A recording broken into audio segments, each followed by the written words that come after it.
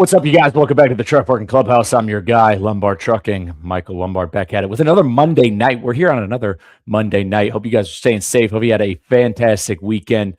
30 minutes ago, check your inbox. Taillights issue 73 just dropped. Got a survey in there I'd love for you guys to fill out. We've been rolling strong with taillights, and it's been an honor to carry the newsletter that my family's company called Taillights. It's been an honor to carry it on to bring some of the heavier hitting news pieces, stuff going on in the industry, stuff that might not catch the headlines right away, or you might not be reading as you're busy.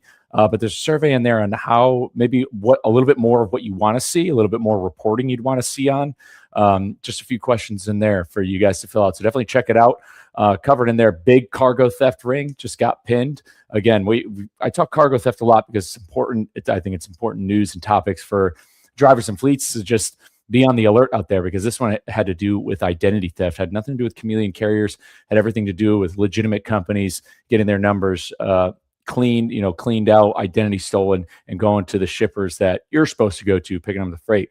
Also put in there what states are getting friendly with the robots. So, those are some highlights I think that get covered in Taillights. A lot of cargo theft, legal actions, stuff going on at the Supreme Court, as well as I do like to keep people up to date, and I love to have the conversation regarding all things AI and autonomous trucks, because it's really important that drivers stay in that conversation when it comes to autonomous trucks. But other than that, go check your inbox. Also, real quick, next Monday, so we won't be here on the Clubhouse next Monday night. I will be out of town. Expect us to be back Wednesday night. We'll get one of our partners on here, Driver. We'll talk some trucking for you Wednesday night. So if you got your alarm set, hold off. Taillights will still drop next Monday, 7 p.m., but the Clubhouse will run it back on Wednesday night. But without any further delay, I want to bring on tonight's guest. He calls himself Scooter, Mr. Brandon Colston. What's happening, brother? Hey, glad to be here. Thank you for having me. Yes, sir. Happy Monday. Where are you tuning in from? We're tuning in from the house, Katie's, Kentucky. Let's go, Kentucky. Well, we're big fans of Kentucky at Truck Parking Club. We got some, this is a company that's founded by some Kentucky gentlemen. So we're big fans of Kentucky and what you guys got going on down there. Awesome. It's a pretty good place to be. It's kind of in the middle of everything, and you can go all different directions with it. Absolutely. Big friend of the show, Chris Thomas, Indie Trucker. He's from Moorhead, Kentucky, and I've been out to where he lives. He calls it the Ridge, and it's like a little slice of heaven. I can't lie. It's out there right in Appalachia. It's a gorgeous place to be. It's definitely, I feel like people have dreams about that place when they think about being out in the open. Yep, I agree. For sure. Well, man, I'm glad to have you here tonight. Dive into your story and have a great conversation with you. And let's get right into it. How did you get into trucking? Well, I grew up listening to my granddad's stories, him talking about running all out in the Midwest and everything. He was a flatbed driver, and kind of wanted to follow in his footsteps. And of course, after I got out of high school, I tried a little bit of factory work and tried to be a cook at one time at some restaurants and stuff. And I don't know, I felt like I should really, buckle down and try to follow his footsteps. And one of my graduating buddies actually became an owner operator just not too long out of high school. And he was like, "Hey man, I'll bring you up to present day stuff, because my grandfather had been out of it for several years." And he is like, "I'll kind of walk you along the steps." And I went to school in Western Kentucky and started out with a company there, Pam Transport. I'm sure you've heard of it. They paid for the schooling and everything, and I worked right along with them and got out of school and never looked back. That's awesome. So you got your start at Pam Transport, you're talking about the Pam that's HQ'd in Arkansas, right? Yes. Yeah, absolutely. So you and I got our start at the same company. That's great. How many years ago is that? So how many years you've been driving? I've been driving. I actually got a notification about it on Facebook the other day. This is my 12th year. I started I passed my class the 22nd of May in 2014. Let's go. Congratulations. Happy anniversary. Thank you, sir. So 12 years. So you graduate, you started up with Pam Transport, and I know Pam primarily does drive in. That's where you got your experience. How long were you at Pam? Where'd you go from there? A little bit less than a year. And then I went and come back into doing some local stuff. The family was kind of on the rocks about it, so I came back home because when you're in that line of paying for the CDL, you try to stay out as much as you can.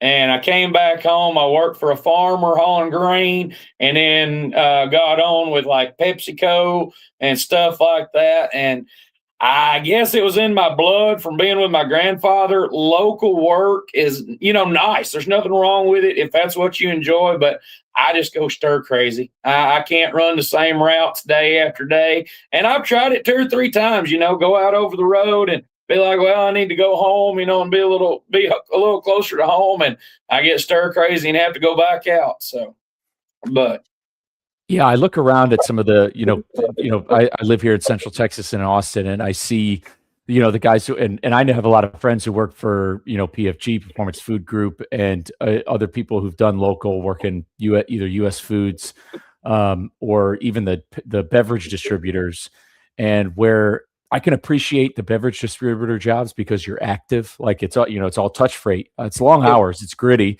And hey, if people are into that, I'm all about it. So it's a great way to stay, stay active. But even, I've talked to a lot of guys at HEB here in Texas, the grocery store chain in Texas. And, their retention's really good, but same thing. And they kind of work off tenure. So you do get to pick where you can go eventually and kind of your shifts. But that's kind of how I felt with driving sometimes, because I remember there was a stint where I was, moving ACs from Laredo to San Antonio, and it's like if I had to do that all the time, or if it was just the same thing, like yeah, I feel like you get a little bit of stir crazy. Start seeing the same people, same roads, same traffic, and it's just like you want it to end. It's almost like a form of torture in a way, like something dedicated. I don't know if you agree or if anybody watching agrees. I agree with you. It's all what like I don't have a big family. So therefore, if I'm gone 2 or 3 days a week, it don't hurt. A lot of people that want your local routes, they're either closer to retirement or they've got a family that they want to stay close to. And if it works for them, that's great. I'm like you, stir crazy and stuff. I want that kind of that happy medium mix to where I can go out, be gone a day or two, come back in, get a night or two at home, and then turn around and go back out again. Just that simple flow of in and out, kind of. Yeah, and I think you're in a good spot primarily being in a place like Kentucky, which for anybody watching, if they don't know this, like UPS is big hubs in Louisville, and one of the biggest reasons why UPS is there is because 8 hours in any direction, you're within 2/3 of the entire U.S. population, in essence, because the country's most dense east of I-35 in that region. So being in Kentucky, you can go out and stretch your legs for a couple days and then get right and then take something right back, because that's primarily where freight moves. Whereas you live in a place like the Western 11, you're in Utah, Nevada. I mean, you could drive 2 days and man, like 2 days gets you to where the freight is. It's kind of empty and wide open out there versus where most of the people live. So it's good you're on that schedule. So where are you currently at? What kind of freight you primarily hauling? Right now I'm hauling tanker. I haul glue and hazmat stuff, depending on what's needed.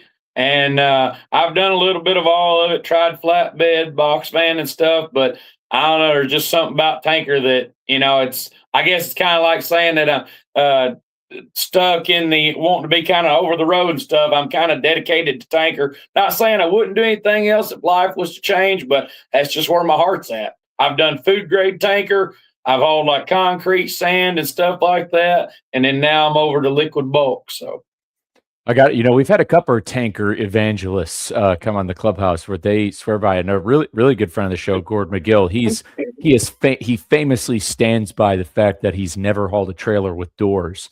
And so I gotta hear it from you. What makes you love tanker more than kind of any other type of freight? What kind of draws you to it? Is it the commodity? Is it itself? Is it the story of what the product's doing? What is it about tanker that just drives you to it? It's the excitement and the movement. I mean, anybody that has ever talked to a truck driver, tanker's gonna, if you don't stop just right or if you don't turn just right, it's gonna let you know it.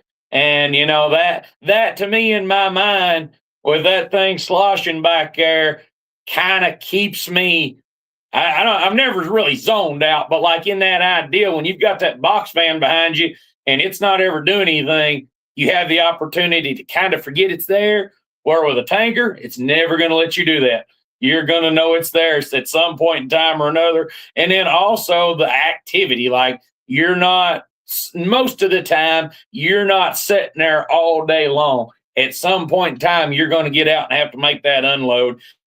And it's just kind of the perfect balance between the love of sitting in truck all day and running up and down the highway versus getting out and getting some exercise.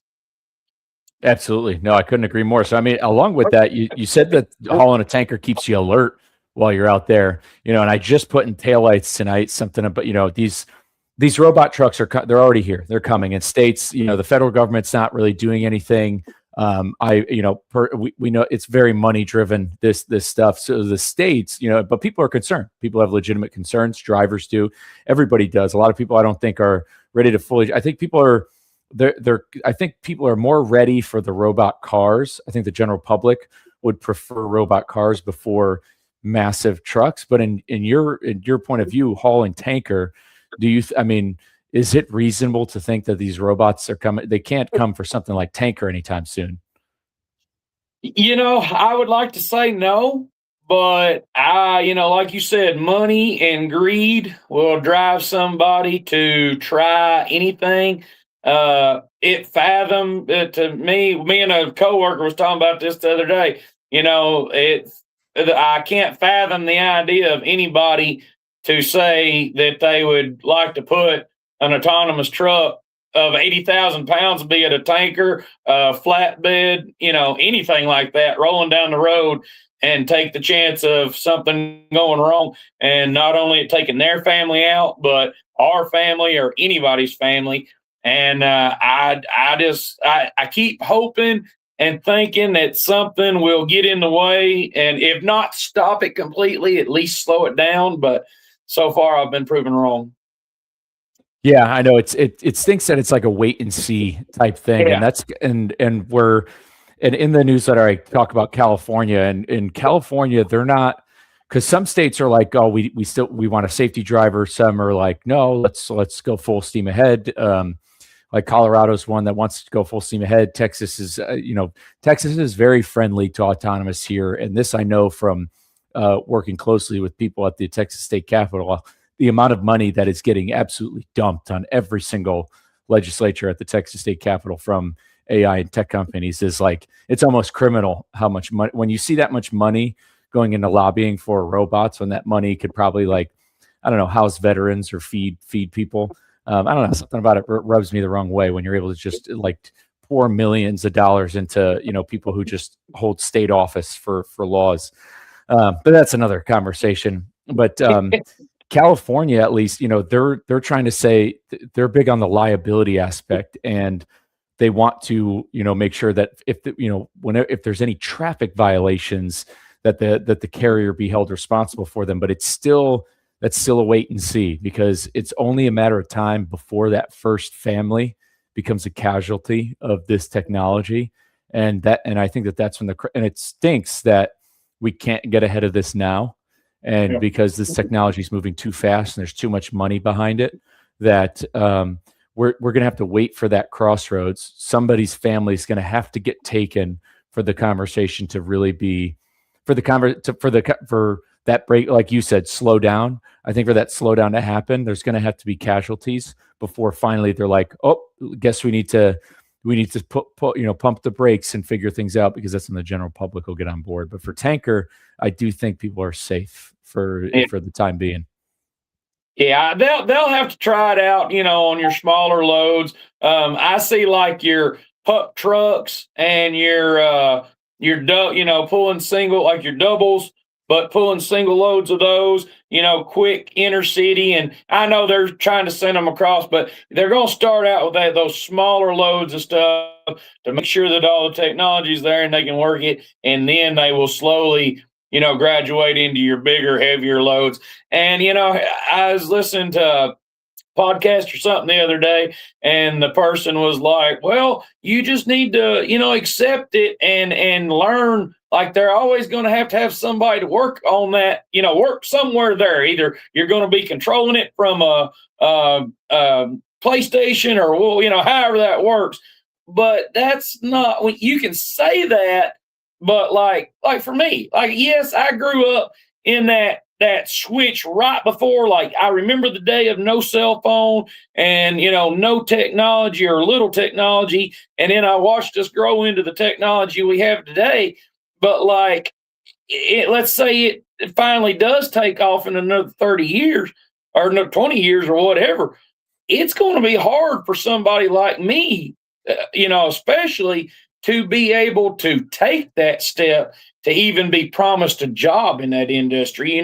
It's like, yes, you think about the safety aspect of it, but also you kind of have to be thinking about how are the younger generations going to gear themselves to even be having a job in that time. Absolutely. I think that's the overarching conversation when it comes to autonomous. Like between the liability standpoint, the safety, the insurance, who's responsible, those are all like, and cybersecurity, those are all like good talking points. But you're absolutely right. I think the biggest conversation starter and the number one bullet point anybody brings up is, what about the jobs? And that's crucial because it's not even just because you're right. At this point, it's like, okay, what do we retrain drivers for? One, and then two, we're not just talking drivers at this point. We're talking mid-level jobs at motor carriers. We're talking brokerage. We're talking dispatching, any sort of like middle management type, even like desk jobs. So it's like we have to quantify it to where at some point are those people going to go if the job of 5 people now only needs to be done by 1.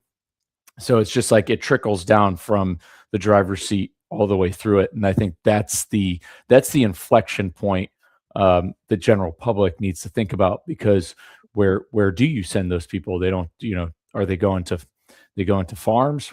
How are they supposed to survive? That's a lot of tax revenue that's gone. I think that's another bullet point. All of a sudden you have these people who are out of work or they're taking time to retrain for work. You have billions of dollars in tax revenue that disappears overnight from people who are unemployed. And so does it drive the cost of things down? Is there deflation? I don't know. It's a conversation. That's why we have the Clubhouse. And that's why as the stuff keeps coming up, we keep talking about it, the real people. Yeah. And he's talking about tax money coming in and stuff. You could also reflect that back into the insurance part, because, he was talking about how these politicians and stuff are dumping hundreds and thousands of dollars into this. Well, where do they get their money from? They get their money from the workers and stuff like that are paying those taxes. And let's face it, these big insurance companies have got their hands on money that we'll never, ever know about. But still, at some point in time, I would think as that money turnaround from the industry itself goes away, those insurance may or may not, ever have that problem. But as the problems come and the insurance companies and stuff like that have to pay for it, they got to get their money from somewhere. 100%. Right there with you. That money's coming from somewhere. And that's, those are conversations we keep having. Do want to shift gears a little bit, kind of square it back to you. You've been out here 12 years. So you've seen, I'm doing my math. So 12 years ago, you said it's 2014. So you've seen pre-ELD, post-ELD. You've kind of seen, you've been over the road and local. You've kind of, gone back and forth. You've seen it all. I mean, what does parking look like for you since you've been over the road? And how did you hear about Truck Parking Club? Well, I mean, back in the day, it was, I know we talk about staying off of exit ramps. Back in the day, it wasn't nothing to hit an exit ramp. I mean, and it's still that way, unfortunately, some places you go. But I mean, I've had some horrible stories on exit ramps. But back then, you didn't know any better. You didn't route planning, especially on paper log days or before ELDs. Route planning wasn't that important because you could get yourself out of if you got to a truck stop and it was full, you could just scratch it and go on somewhere else. But in today's world, you don't have that, and you don't need. Some people don't need it. Some people don't know their limits, and that's fine. But if you don't have your limits and stuff, and you're limited the way we are now, these truck stops, especially where I go, the same places a lot of times. What was wide open on Sunday night or Monday night will come Wednesday is packed. And something like Truck Parking Club, I mean, I put it into my planning. If I make it to that fuel stop and have to shut down there because I can't make it the rest of the way, it is what it is, as long as there's somewhere there. But each trip that I go on, I try to use y'all to plug it in, and that way, hey, I know I know I'm going to make it to this point. I've got somewhere to stay. If I get past this point, I've got somewhere to stay, and it makes it so much better to know that whether you use it for a safety net or whether you use it full time, and that's where you're going, you can really plan your trip out. And say that unfortunate thing happens, say you get held up because of road construction or something. The spots that y'all have and the multiplicity of parking places, there's really no reason for anybody to be stranded anymore. Well said. Yeah, with as you've seen over the last 12 years, we just got done talking about technology and AI. The industry's changing, and drivers in a way have to change with it. As you said, you factored it into your route planning, which is kind of the best way to use it. It's like it's not your, it doesn't necessarily need to be your first choice. Like you said, it doesn't need to be number one, but now it's another network you can leverage, so that way you can save time and fuel, especially as for anybody who is in this market. We know that the market's turning up. Rates are again going to unprecedented levels, better than the COVID boom. So you're going to start seeing people either get back into their trucks, or they're going to make a switch from company driver to owner operator. And you got fuel to pay for at that point. And so when it comes to saving time and fuel, it could be the most valuable thing we do. So when was the first time you had heard about us? Was it through social media, or were you out there? I think I was out there and I saw some signs and I was like, what is that? And then I got back and got to looking on it. And then, of course, it started popping up on social media and I started following it. And then this year I actually got to talk to your guys at the truck show in Louisville. And after that, I was sold. I was like, where has this been, all my 12 years? And I really started studying it, after I figured it out and got on there, and they showed me how to work everything, which is not hard to do by no means. They just happened to be there at the time that I was trying to figure it out. And after I figured it out, like I've even talked to some, company or guys that I work with, and I'm like, hey, man, look at this. I know you're going to go out in the middle of the night, or I know you don't know where you're going. Let me share these places with you. And I've tried to get them on, and some of them may be on. I don't talk to them every day, so I don't know exactly how many of them have connected. But I mean, it's a really, you can make a really good point out of it when you got somebody going out there somewhere they don't know, and they're like, I'm going to be showing up at midnight. What's my chances of finding somewhere to park? And you can say, I've got a 100% chance. Here's truckparking.com. Here's the location that's going to be close. Here's a couple of locations where you should be able to make it past this one or to this one. And right here you go. You can log in. And it just, one guy, I seen his eyes get that big around. He was like, this might be something. And I was like, it worked for me. Absolutely. That's awesome, man. I'd love to hear it out, because I was just having a similar conversation with somebody, with a driver yesterday on the phone, is where they saw signage, around McAllen, and they live in the West Coast. And when they go home, currently they're already like they're parked someplace it's not really safe. Yeah. It's not a safe spot because of where they're at. And we got a handful of locations, right around where they live, and for them to not get a ticket, not get towed, booted, vandalized, wherever it's at, it's worth its weight in gold, especially because this is a gentleman who's working for a growing company. And yeah. So if you're in the growth mindset, the business mindset of wanting to gain more assets. Like, hey, we want some more trailers, we want some more trucks. Hey, where are they supposed to go? And it's been a way that people have been able to underwrite some of their growth. So I'm glad it's working out for you and some of your friends out there. So you've seen the parking issue evolve over the years. It's become bad. Anything, any other issues in this industry? We talked about AI and autonomous. We'll leave the robots out of it, parking out of it. But are there any other issues going on right now in trucking where you're like, hey, this is a problem, the industry really needs to get on top of? Oh man, where do I start? That's a big discussion. Yeah, You pick know, one. Pick pick one. one, pick one. Uh, I think about it. What the difference is in that I come across as coming into it for 14 years. Of course, we can talk about parking and stuff, but just like we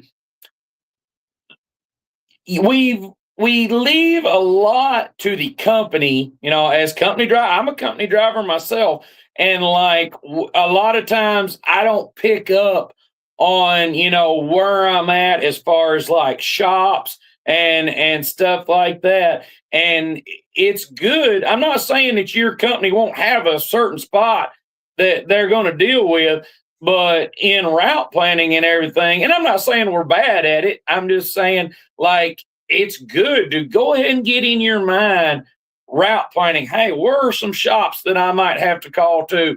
What's traffic like? What's the weather going to be like? These are just all things that you should be able to check.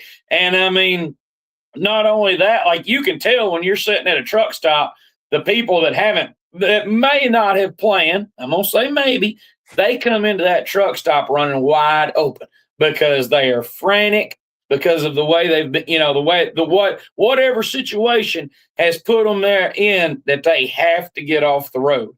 And I just feel like that. And the states really don't back us. I'm sure there are some states out there, that really help truck drivers, but I mean, I wish I could call every state governor and stuff like, hey man, think about the truck drivers, because like there's a lot of backing that I don't think might have been there in the 80s, 70s, 80s, and 90s when all this was coming up. And it could be the whole thing of truck driving. Truck driving's just kind of been set aside for a while. Like they're out there doing their own thing. We're getting our, Amazon packages or whatever.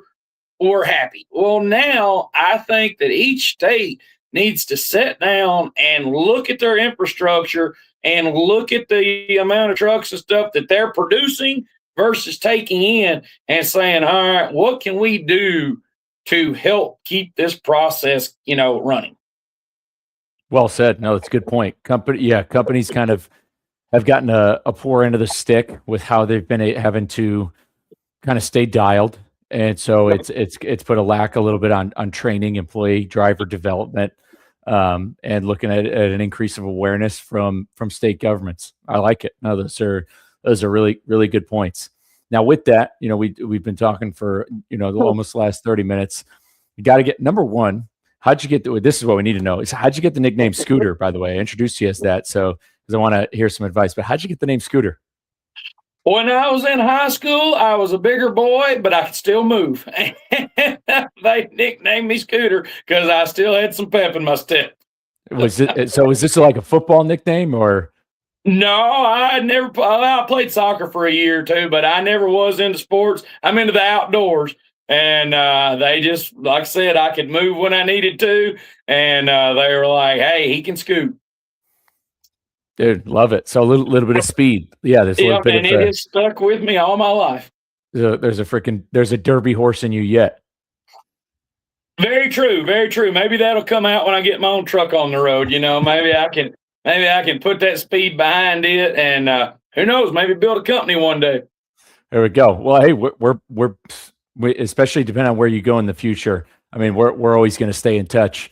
But with wherever you go in future endeavors, tapping you into that network, a lot of why we do the Clubhouse and a lot of what I do just in general, whether it be at Truck Parking Club and in my own just personal life is, I mean, I spend most of my days are spent talking to drivers. And if it's one thing I'm passionate about doing, it's connecting drivers with drivers, drivers with brokers, people with people. Connecting that's why content in this industry is so important. I think the more content, the better, because in such a fractured space with so much going on, technology has become, people don't, I'm sure you've seen, people don't socialize and converse as much at truck and travel centers as much anymore. And some of that's gone away. That's why the live stream is called the Clubhouse, because people could just come and talk here and just talk trucking, just like you would if you were out. And that's what I do on some of my other podcasts and content. And connecting people with people is, I think, how everybody wins in the industry. But enough of my philosophy. Your Scooter, I'd love to hear some of your words of wisdom. If you were talking to a new driver, somebody who just got their CDL, just like you did, 12 years ago, just this past May, if you could tell a new driver, if I was a new driver, I just got my CDL, and I'm like, hey, Scooter, just got my CDL. What's your advice? What are you telling them? Well, I told a new driver this a couple of years ago, and when I walked away, I scratched my head and was like, I don't even know if that made sense. But the longer I've had time to sit and think about it, it really hit hard with me a couple of times, having to rethink about it and apply it to my everyday life. Number one is keep your windshield and your nose clean. If you can't see out that windshield, I don't care if you just cleaned it 3 hours ago. There's nothing worse than to not keep a windshield clean and get in a snowstorm or that rain that's just enough rain to grease your windshield over, and then you can't see out of it. And keep your nose clean. I don't harp on anybody what they do at home, but we're supposed to be, it says on our cards, professional drivers. And I think that we need to express that more to each other.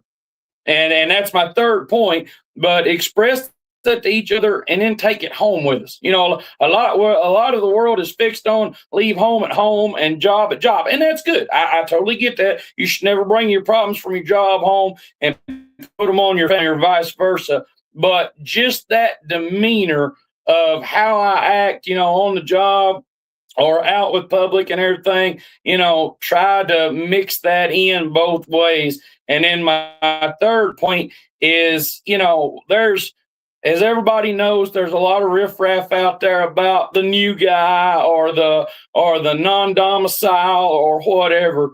We can rise above that. I understand that there needs to be changes made. Don't get me wrong.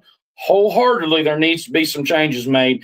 But I don't think that every young driver, every non-domicile, or however you want to put it, every company driver versus owner-operator, we're not all bad. We're not all good. But if you go out there with the attitude, hey, I can help that young driver out, or I'm at least going to give him some information, or hey, that guy's an owner-operator. He's been out here for 30 years. But I'm going to be nice and courteous and, let him know that the spots are filled on the way in, or maybe the gas pump, gas pump 20's broke down, man. You might want to scoot over there or something. Just that common courtesy as far as number three. We need to get that back out there and try to take care of each other. And if there is a bad seed out there, hopefully they will weed themselves out.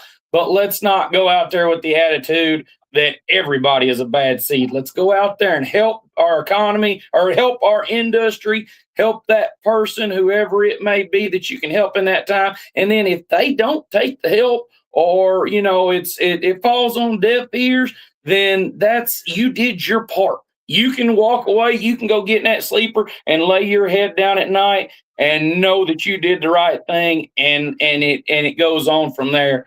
So those three things, like I said, keep your windshield and your nose clean, whether you're at home time or on the road. Be courteous and try to bring that respect back, and then just do your due diligence.